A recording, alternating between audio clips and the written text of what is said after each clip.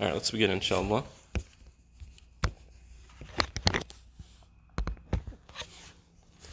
Bismillah ar-Rahman ar-Rahim. Salatu wassalam ala nabiyyina Muhammad wa ala alihi wa ashabihi ajma'in. Amma ba'd.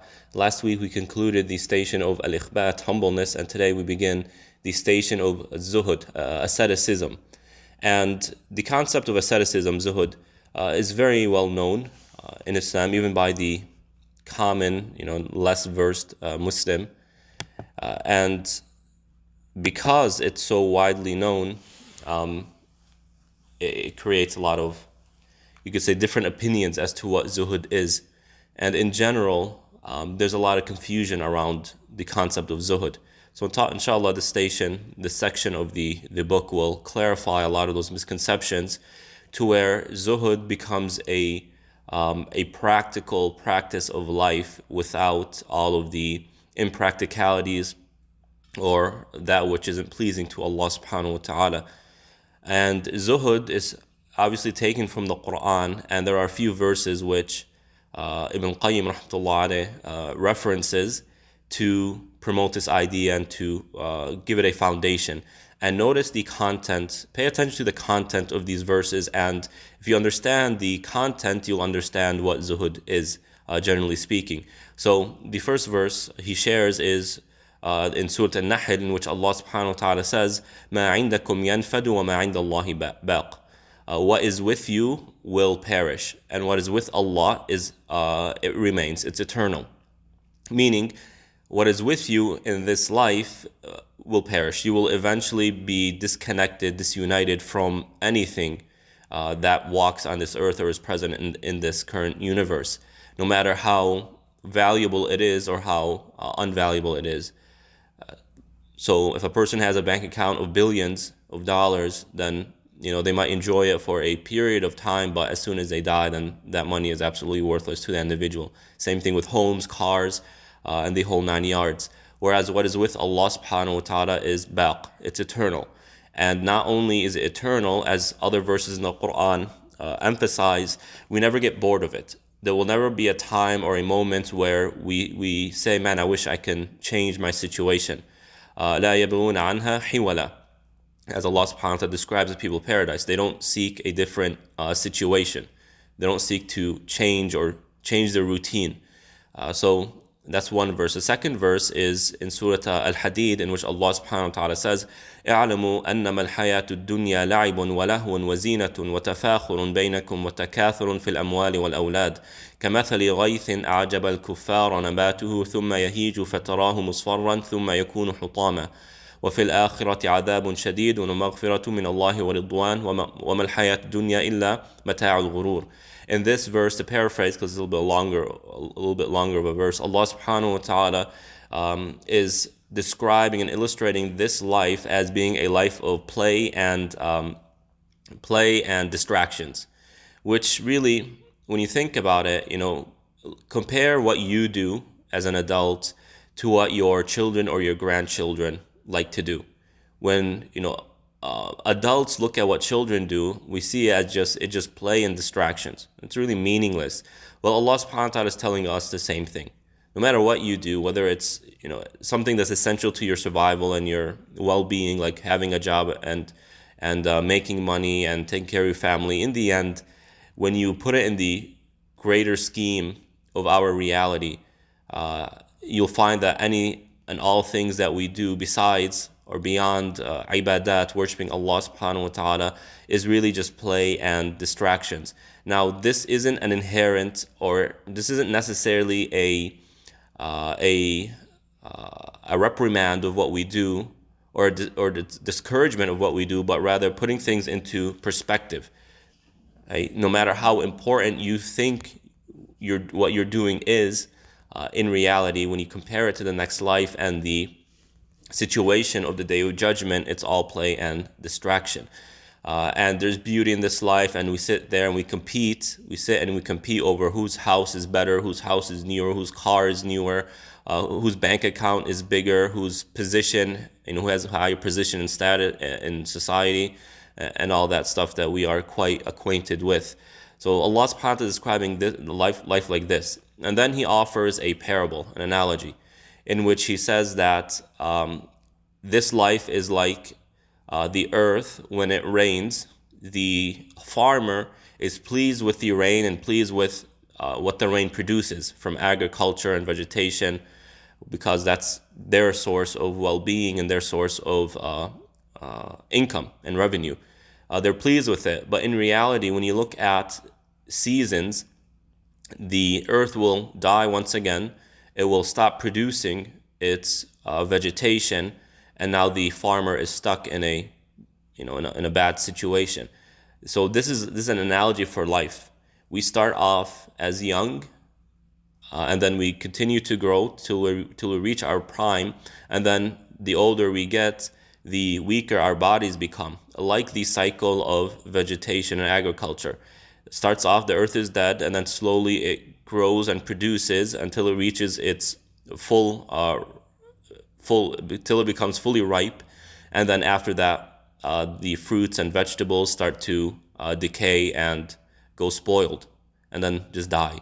Right? That's life. And as we see the cycle happen very quickly, right? The cycle of 1 year, the 4 seasons, or the 2 seasons, depending on where you live, it goes by quick. Alhamdulillah, we got a lot of rain over the past 2 or 3 weeks. Now the earth is green, but how long is it going to take before until the grass turns brown again? As soon as the sun comes out, it's less cloudy, it's a little bit warmer, then it'll be about 2 or 3 weeks, and then the grass will be brown again. And that's life. It's how quick it is. So Allah subhanahu wa ta'ala is putting this image in our mind so that we put things into perspective. And then Allah subhanahu wa ta'ala says, in this life, in the next life, there's more severe consequences that are more lasting, in fact, eternal. And then concludes the verse by saying, this life is nothing more than deceptive pleasures. So you see the two common themes. The common themes between these two verses, and the third verse and the fourth verse are the same thing. Just pay attention to it. قُلْ مَتَاعُ الدُّنْيَا قَلِيلٌ وَالْآخِرَةُ خَيْرٌ لِمَنِ اتَّقَى. Say the pleasures of this life are limited and little, whereas the next life is better for those who have taqwa. And then the final verse, وَلَوْلَا أَن يَكُونَ النَّاسُ أُمَّةً وَاحِدَةً لَجَعَلْنَا لِمَن يَكْفُرُ بِالرَّحْمَنِ لبيوتهم ولولا أن يكون الناس أمة واحدة لجعلنا لمن يكفر بالرحمن لبيوتهم سقفا من فضة ومعارج عليها يظهرون. And this is another interesting verse. Here Allah subhanahu wa ta'ala is saying that if the end result wouldn't have been everyone being in a state of disbelief, Allah subhanahu wa ta'ala would have provided the disbelievers with a lavish life, with hordes of wealth, with so much wealth that the common disbeliever, in the lowest classes of society, will have so much that they would seem rich to the rest of the world. But the problem is, if that was a situation, no one would believe. Why? Because people have this idea that the richer a people or a person is, the more pleased Allah subhanahu wa ta'ala is with them. Allah is giving them wealth because they are on the right path. When here, this verse is saying that that's not necessarily true. In fact, it's quite the opposite. This life has no meaning, no worth to Allah subhanahu wa ta'ala, whereas the next life has all of the worth. So if Allah subhanahu wa ta'ala, if it wasn't for this problem of people uniting under disbelief for the sake of worldly gain, then Allah subhanahu wa ta'ala would have given all of the world to the disbelievers and withheld it from the believers so that they have everything, or they have higher positions in the next life. The common theme in all 4 of these verses is comparing this life with the next life and portraying this life as being so limited in what it can offer us, so worthless. And that is the idea of zuhd.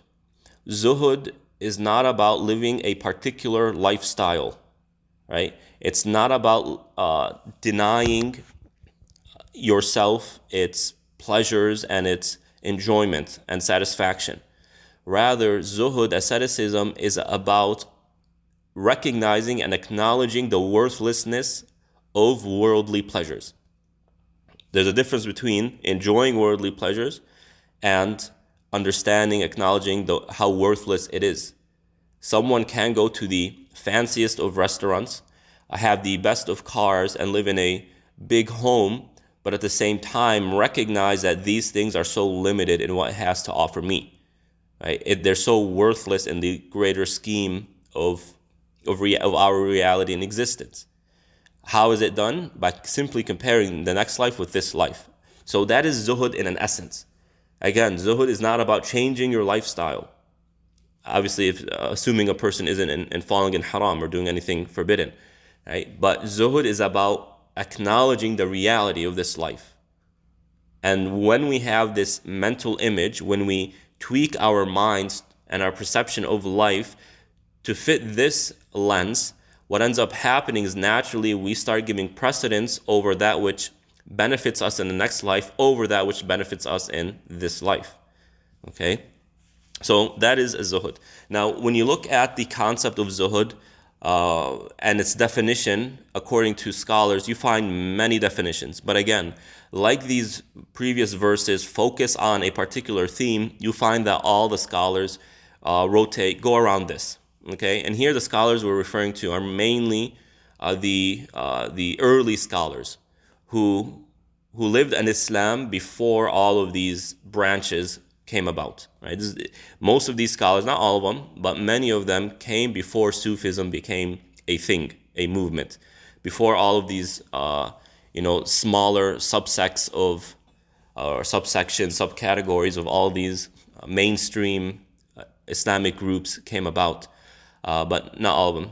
So Shaykh al-Islam ibn Taymiyyah, and I put him first because I believe he has the best definition of zuhud that gives us that practicality where it's simple to understand and easy to apply.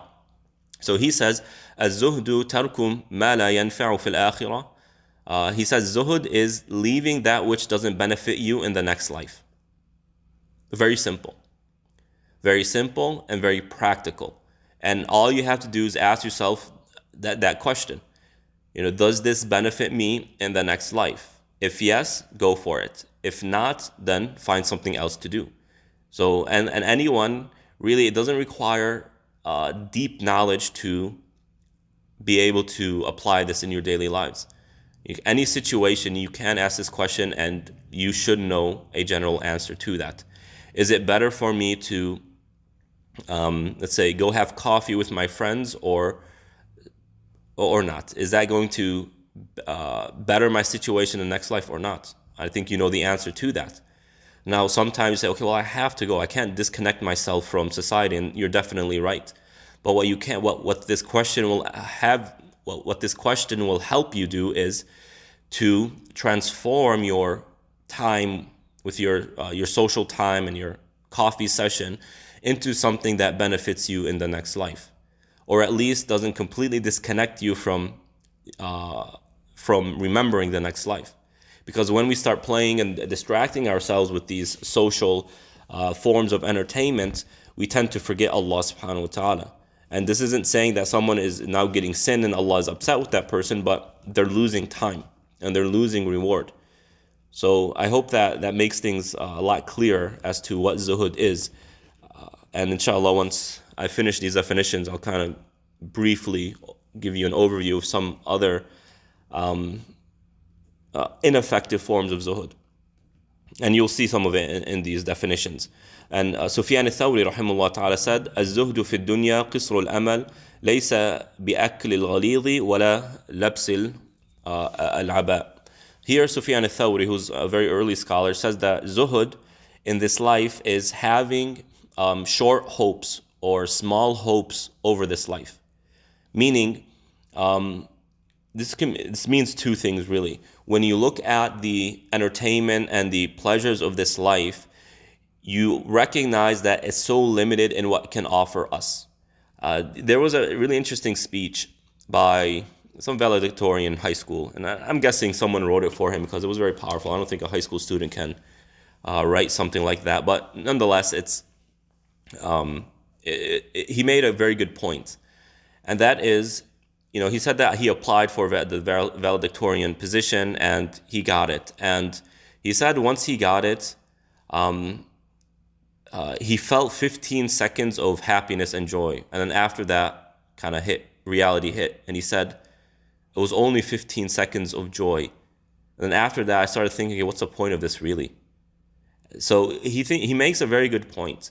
No matter how much you pursue something of worldly gain, and we've all experienced this, whether it's a new car, a new home, getting into a certain job, whatever it is, you enjoy it for a short time, and then you become desensitized to it, and then becomes more of a, okay, well, you stop really feeling that joy and that pleasure. That's just simply human life.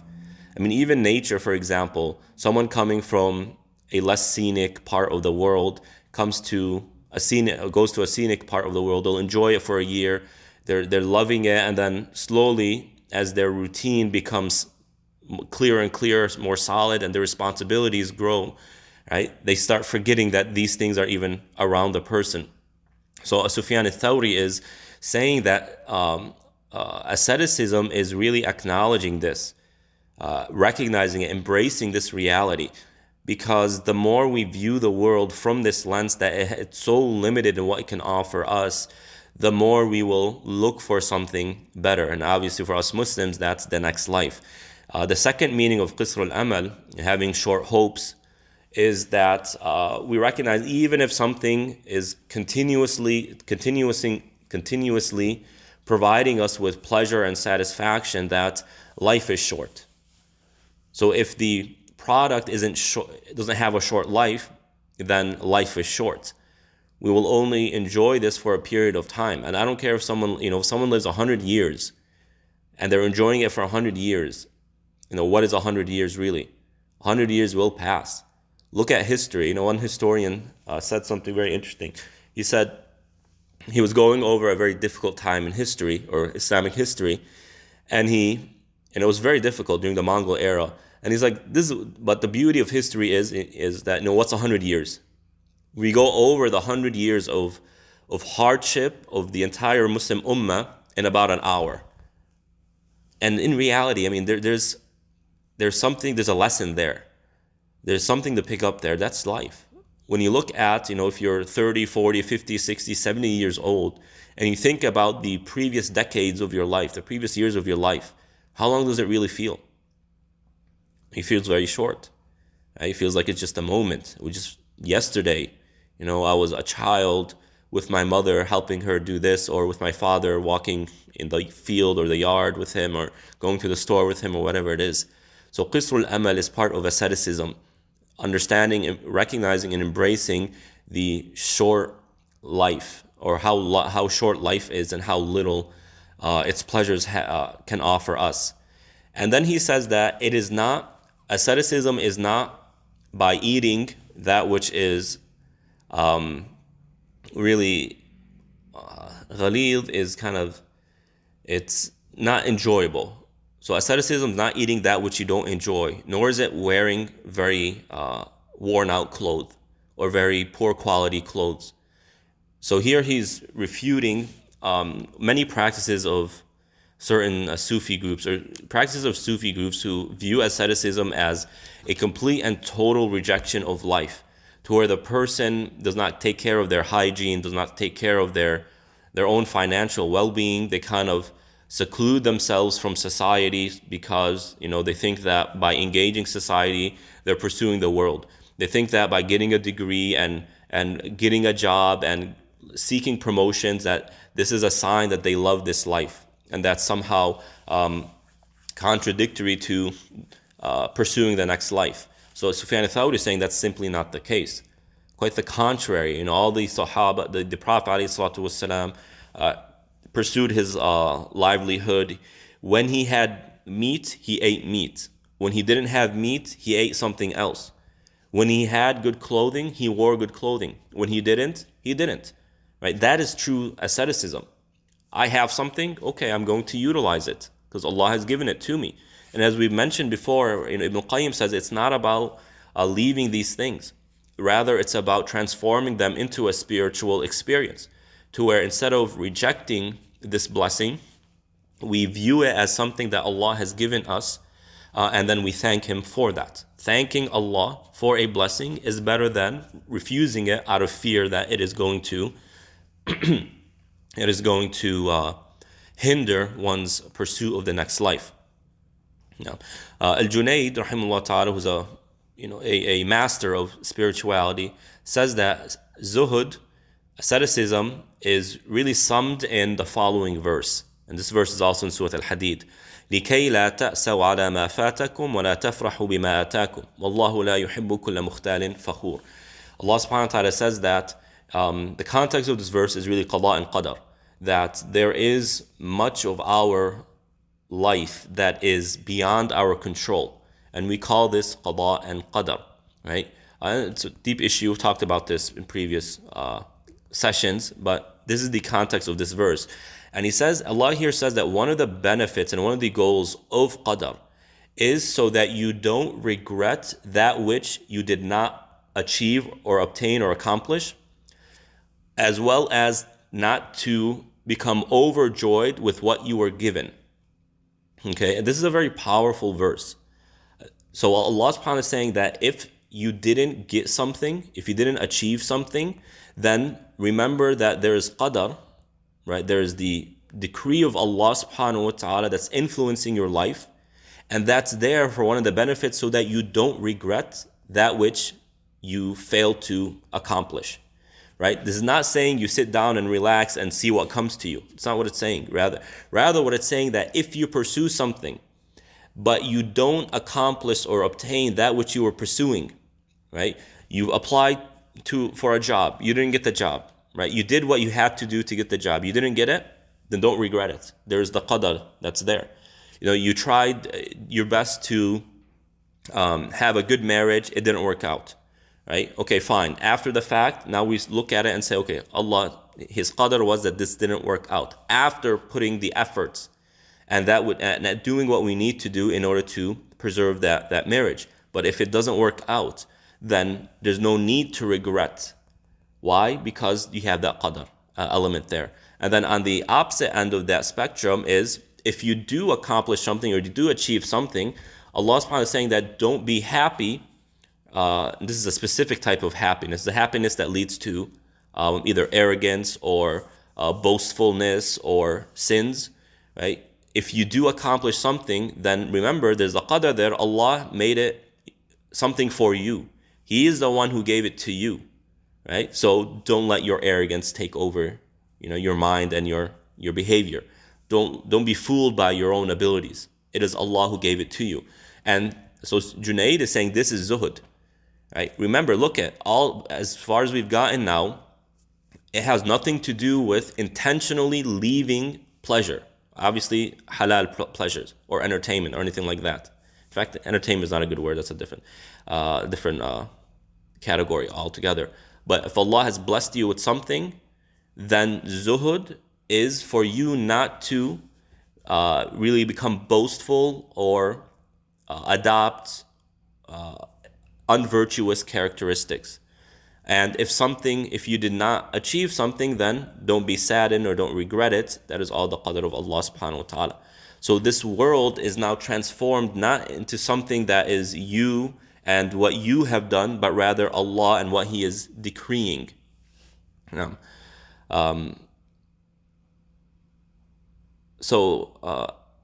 فالزاهد, as Junayd continues and says, فالزاهد لا يفرح من الدنيا بموجود ولا يأسف منها على مفقود. So someone who's a zahid is someone who does not become overjoyed with something that's in their presence, with a worldly gain, nor do they regret that which they don't have. So whether it's accomplishing something or something that has to do with our actions, I did something, I obtained it, okay, this is from Allah. I did something, I didn't obtain it, this is the qadr of Allah. It also has to do with another angle here, a very important one, and that is when we look at other people. See, we have a habit when we look at other people, what does that person have? Man, I wish I had that. Oh, I have something better, right? When we do this comparing, we remember this verse so that what we don't have doesn't become a source of regret, and what we do have doesn't become a source of unvirtuous happiness.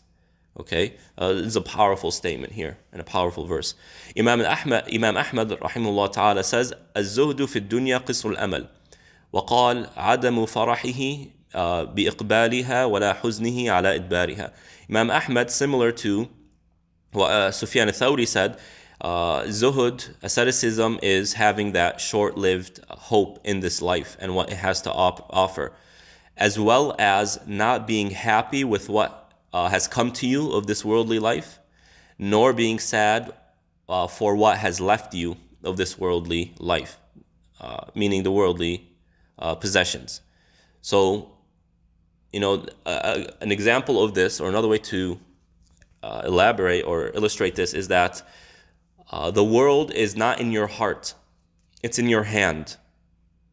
Right? What's the difference? When it's in your hand, if you have grip of it, right, it's still in your hand. It's just there. It's not something that you are emotionally connected to. It's not something your heart is connected to and attached to.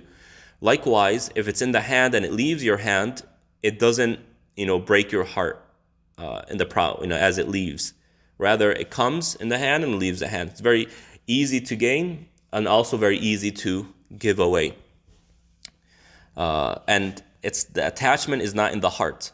When a person's heart is attached to worldly possessions, that's where the problem comes in. This is when the person's pursuit of Allah and the next life becomes challenged and becomes more difficult to really pursue. Right? But when it's in the hand, it's easy come, easy go. Right? Easy come doesn't mean you don't work hard. What I mean by that is it doesn't become this attachment, this worldly attachment. Also, when it's in the hand, it's very easy to use what's in your hand for the sake of Allah subhanahu wa ta'ala, like charity. But if it's in the heart, no one wants to give away a piece of their heart. قال أبو سليمان الداراني الزهد ترك ما يشغل عن الله. This individual scholar said that asceticism is leaving that which distracts you from Allah, that which occupies you from remembering Allah subhanahu wa ta'ala. And it's also said that الزهد استصغار الدنيا ومحو آثارها من القلب. Asceticism is making this world small in your eyes, meaning it's not something grand, nor is it something amazing. You're not starstruck by the world. Rather, it's something so small and thus insignificant, and erasing its effects from your heart. Right? Again, as we mentioned just now, the world is no longer in the heart, it's in the hand. If I have it, I have it. If I don't have it, not a big deal. My heart is attached to something else. And then Imam Ahmad also says, الزهد على ثلاثة أوجه. الأول ترك الحرام وهو زهد العوام. والثاني ترك الفضول من الحلال وهو زهد الخواص. والثالث ترك ما يشغل عن الله وهو زهد العارفين. Imam Ahmad he elaborates on asceticism, saying that there's 3 levels of asceticism. The first level is leaving that which is forbidden. The second level is, and the first level is for the general Muslim populace. We are all obligated to leave that which is forbidden. The second level is leaving excessive halal, meaning if you don't need something, you don't take it, even if it's permissible. And this is the zuhud of the above average spiritual, people whose spirituality is above average. The third level, the highest, is leaving anything that distracts you from Allah subhanahu wa ta'ala. And this is the level of zuhud that the arifin, those who know Allah subhanahu wa ta'ala, pursue, because it's their knowing of Allah that really keeps their heart attached to Allah, and it becomes like a jealous relationship where I am jealous for Allah and I am jealous for my relationship with Allah, and therefore anything that challenges it, I will cut it off. And finally, in terms of these statements, أجمع العارفين أن على أن الزهد سفر القلب من وطن الدنيا. This is a beautiful statement.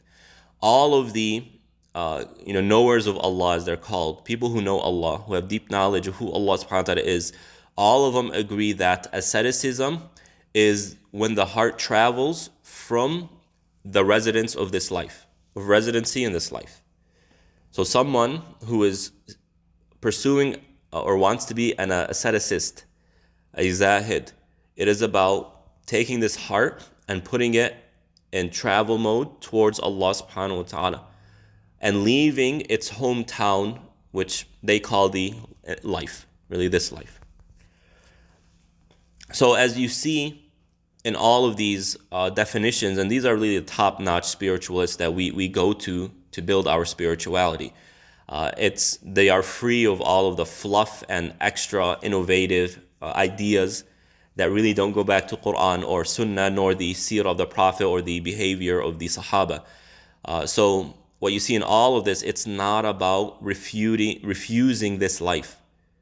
It's not about leaving or not living an easy lifestyle or enjoying the high quality products this life has to offer, or eating a certain type of food and rejecting a certain type of food. It's not about that, right? How can it be when two of the greatest prophets, Dawood and Sulaiman, were kings, and they had wealth that is almost unrivaled in human history, and they had so much, and they had all the pleasures this world has to offer, yet they were two noble prophets who Allah praises in the Quran and tells us to take as role models. Likewise, the Prophet ﷺ, at one point he was wealthier, and as I mentioned, if there was meat, he ate meat, which is the highest quality of food. If that was there, it was there. People would give him valuable gifts like certain clothing from certain parts of the world, the neighboring region, and he would wear it. Right? And Abu Bakr was rich, Abdurrahman bin Auf was wealthy, Zubayr bin Awam, as I mentioned before, in today's standards was a multi-billionaire, among other, Uthman ibn Affan, Sa'd bin Abi Waqqas. I mean, these people, they had castles or mansions, relatively speaking. At their time, they were considered mansions. So it's not about leaving worldly life. The question of zuhud is, where is life in accordance to you? Is it in your heart or is it in your hand? Yes, these noble prophets and companions enjoyed the best this life has to offer. But if they were to have lost all of it, it wouldn't have shaken their iman, nor would it have changed their pursuit, nor would it have changed their end goal. What they had, they enjoyed, and they were grateful for it, thus bringing them closer to Allah, and they used it for the sake of Allah as well. Okay, someone who is not a zahid is someone who views this worldly life as greater than what it really is. They give precedence to it over the next life, and they are afraid of losing it, and they become stingy in how they use it. They don't use it for the sake of Allah. Someone comes, they don't help them out, even though they have the means to help them out.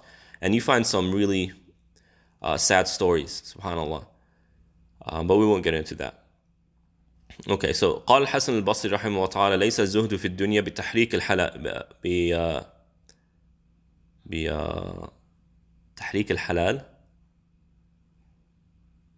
بترك الحلال ولا إضاعة المال ولكن أن يكون بما في يد الله أوثق منك بما في يدك وأن تكون في ثواب المصيبة إذا أصبت بها أرغب منك فيها لو لم تصبك. This is also a beautiful statement, and I hope all of these statements are clarifying the objective of zuhud. Hassan al-Basri, another master of spirituality and Islamic scholasticism, says that zuhud in this life, asceticism in this life, is not by leaving that which is permissible, nor by wasting your money. However, rather, asceticism is when what's with Allah is more certain to you than what is with your hand, what is in your hand.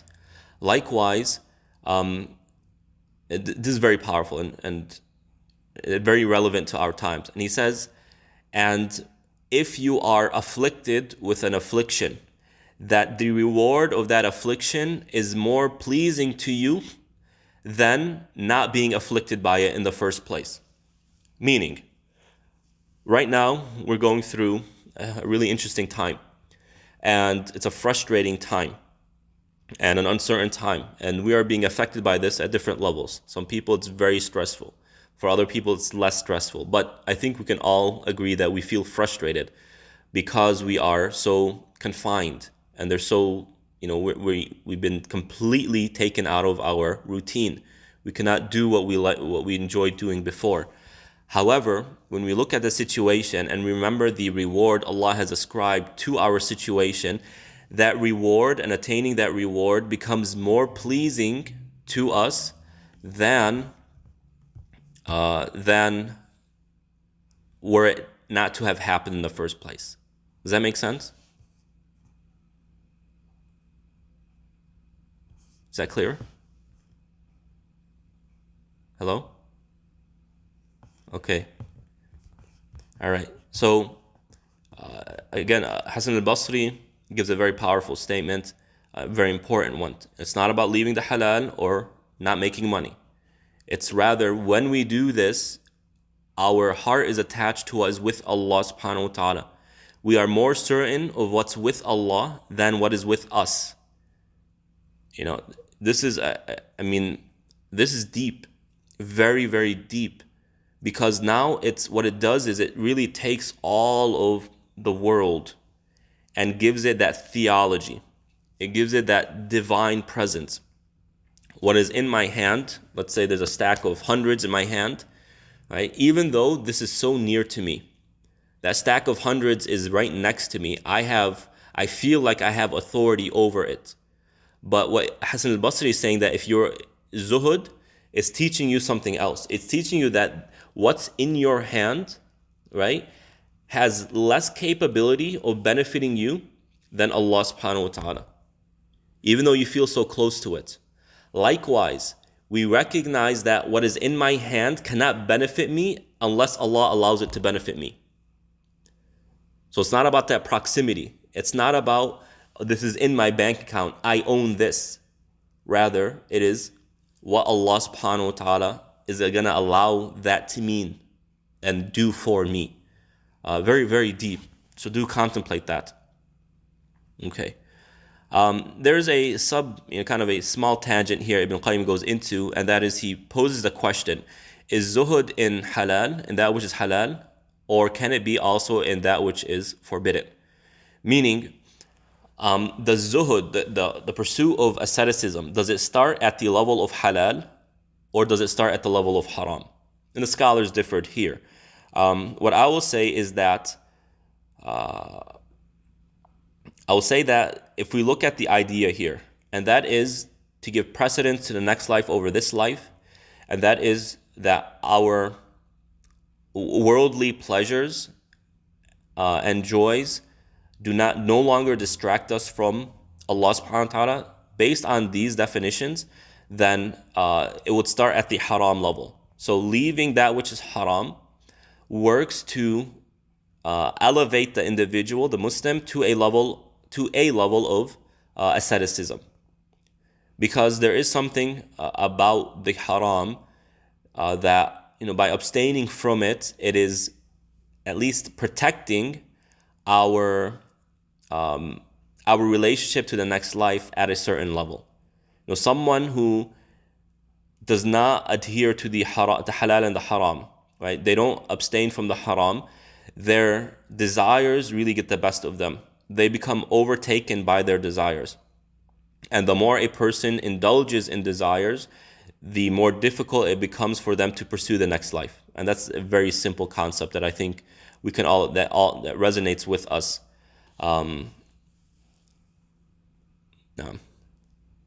Okay.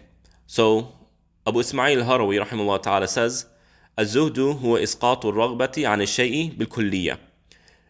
Abu Ismail's definition of zuhud is leaving, putting away hope of everything in its entirety. Okay, now you have a lot of spiritual terms here. I mean, they have their own dictionary.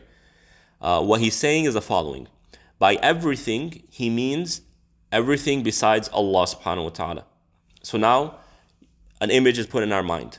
You have two categories, and that's it. When it comes to asceticism, you have two categories. You have Allah, and you have anything and everything besides Allah subhanahu wa ta'ala. So you have the uncreated, and then you have the created. And Zuhd is leaving all of that, not only leaving it. So when you do isqat, this word is a proactive word. It's not a passive word. Rather, we are proactively doing that which removes everything from the heart. That which, to where our heart is no longer attached or hopeful in anything besides Allah subhanahu wa ta'ala. Right? And bil kulliyya, in its entirety, what he means by this is any form of attachment is removed. So whether it's attachment in terms of hope, I am attached to so-and-so because I am hopeful they can provide me with a job. I am attached to this car because there's a lot of memories, and there's for example, grief or sorrow or a certain feeling, a certain emotion that is attached to this car. We leave that as well. So whether it's feelings of joy or feeling of grief or sorrow or happiness or excitement, whatever it is, it's about proactively removing these things from the heart because our emotions are meant to be completely and entirely directed to Allah and connected to Allah. To where when we are happy, it is because something that reminds us of Allah has made us happy. When we feel sad, it is something that has to do with our relationship with Allah, as we've spoken about the station of grief and sorrow in a previous session. When we feel sorrow, it's because, for example, we missed a good deed, we missed an opportunity for a good deed, or we did a sin. Right now, the grief is attached, connected to Allah. We don't grieve over losing a job opportunity because it's not something that brings us closer to Allah. When it comes to hope, we are not hopeful in anything except Allah. When it comes to regret, we are not regretful except for that which affects our relationship with Allah subhanahu wa ta'ala. So this is also a very deep statement that makes it proactive and comprehensive. And then he says, Abu Ismail rahimahullah, وَهُوَ لِلْعَامَّةِ قُرْبَةٌ وَلِلْمُرِيدِ ضَرُورَةٌ وَلِلْخَاصَّةِ خَشْيَةٌ. He says that zuhud is for the common believer an act of coming closer to Allah subhanahu wa ta'ala. And for the murid, and as we mentioned before, a murid is someone who has began their pursuit of Allah, who has began their travel to Allah subhanahu wa ta'ala. For this person, it is a necessity. Why? Because they cannot complete their journey except by being a zahid. They cannot. So it's a necessity of this journey. The previous group, the average Muslim, they're not really on this journey, but rather they use these things as an act of worship of Allah to gain reward. So they do have an attachment to Allah, to the next life, but it's not something that is comprehensive to all of their life. It is not something that is their primary goal, so to speak, right? Whereas the murid, because it's now their job, let's put it that way, it's their job to come closer to Allah. Zuhud is a necessity because not applying the principles of zuhud will hinder their travel and slow it down. وَلِلْخَاصَّةِ خَشْيَةٌ. And for the highest levels of spirituality, it is a form of khashya. And we've spoken about khushu' previously, just a few weeks ago. Why is it khashya? Because this group of people, they have reached the level of asceticism where it's become part of their routine. It's become part of their character, to where asceticism is natural to their behavior. It's a natural part of their character. So it's so ingrained in their lives that you can call them, this person is a zahid, is an ascetic, right? So when they reach that level, asceticism is no longer about leaving certain things because they have already left it. Rather, it takes on a different color, and that is the color of khashya. What that means is that these people, because they have already applied the principles of asceticism, now asceticism is not about doing, it's about feeling. What do they feel? They feel the fear of losing what would happen if they lost the ascetic characteristic, the ascetic behavior that they have worked so hard to gain. And they start remembering how much that would affect their relationship with Allah. Does that make sense? It's not about reaching asceticism, but rather preserving asceticism. And they preserve asceticism by contemplating what would happen if they no longer live an ascetic life. How would that impact their relationship with Allah? What would they be losing? So for these people, they'd be losing the tuma'nina, the peace and tranquility that of their relationship with Allah, or that their relationship with Allah brings them. They would lose, the traction and the energy that they have built up in their pursuit of a higher level in the next life. They would lose good deeds. They would lose, knowledge of who Allah is, experiences with, seeing Allah's names and attributes. So for them, it's an emotion now that they preserve their asceticism by making it an emotional experience, not just something that we do with our physical body. Is that clear? Does that make sense?